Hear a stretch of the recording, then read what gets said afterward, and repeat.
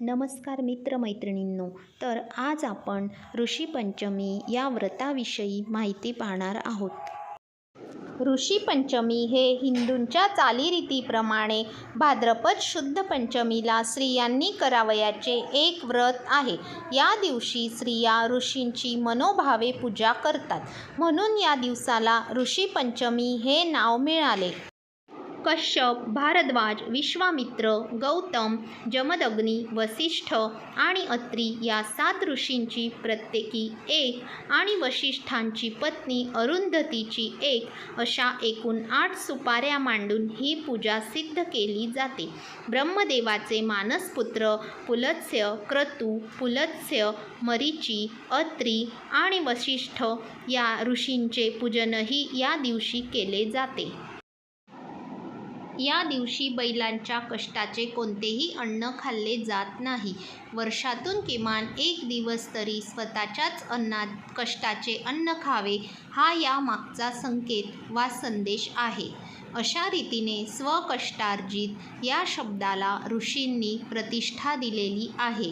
आपल्या जीवनाच्या सर्वांगीण विकासासाठी ऋषींनी सांगितलेल्या ज्ञान सिद्धांताचे वाचन, चिंतन, मनन पुढच्या पिढीने करत राहावे याची आठवण देण्यासाठी हे व्रत आहे असे मानले जाते. गृहस्थाश्रमी पुरुषांच्या बाबतीत या व्रताची मुख्य योजना मुख्यतः आचारप्रणालींची ओळख व्हावी व गृहस्थाश्रम हा त्यांच्याप्रमाणेच आचारसंपन्न व्हावा या हेतूने असतो. स्त्रियांनी रजोनिवृत्तीनंतर हे व्रत अशा प्रकारे केल्यास त्यांच्याकडून पूर्वी रजोदर्शन काळात घडलेल्या स्पर्शात्मक दोषांचे मानसिक पातळीवर निरसन होऊ शकते असे मानले जाते.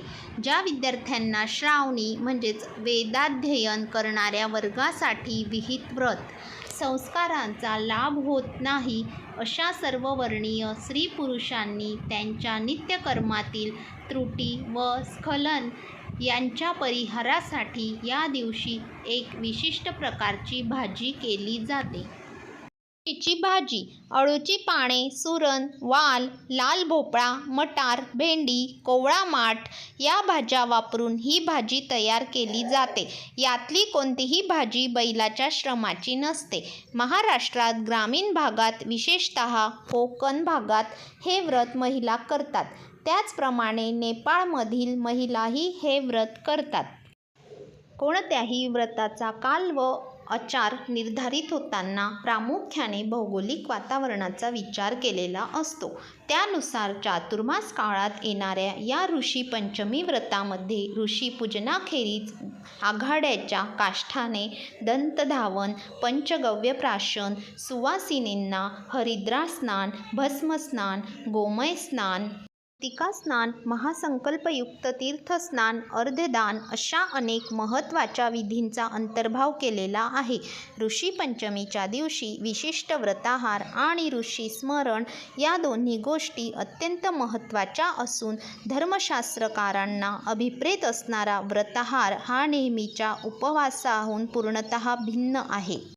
कारण एरवीच्या उपवासात रसाहार, फलाहार किंवा हविष्यान्न विहित असते, परंतु ऋषीपंचमीच्या दिवशी व्रताहारामध्ये केवळ मानवी कष्टातून उत्पन्न झालेले अर्थात न नांगरलेल्या जमिनीमधील पदार्थांचे सेवन करणे अभिप्रेत असते. तसेच या व्रतातील विविध स्नाने सांप्रतकाली लोकप्रिय असणाऱ्या निसर्ग उपचार प्रणालीमध्ये आचरली जातात व त्यापासून होणारे लाभही दिसून येतात.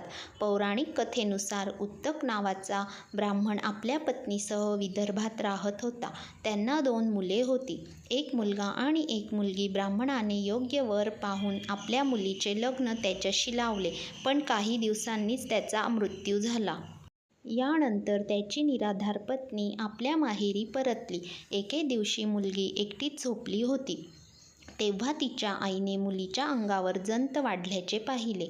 हे पाहून ती घाबरली आणि तिने तात्काळ उत्तक यांना माहिती दिली.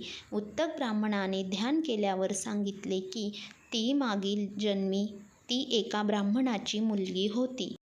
पण मासिक पाळी दरम्यान तिच्याकडून मोठी चूक झाली होती. मासिक पाळीच्या अवस्थेत तिने भांड्यांना हात लावला होता आणि ऋषीपंचमीचे व्रतही पाळले नव्हते. त्यामुळेच तिची ही अवस्था झाली. यानंतर वडिलांच्या सांगण्यावरून मुलीने ऋषीपंचमीचे व्रत केले आणि ती बरी झाली. धन्यवाद. आपल्या चॅनलला सबस्क्राईब करा.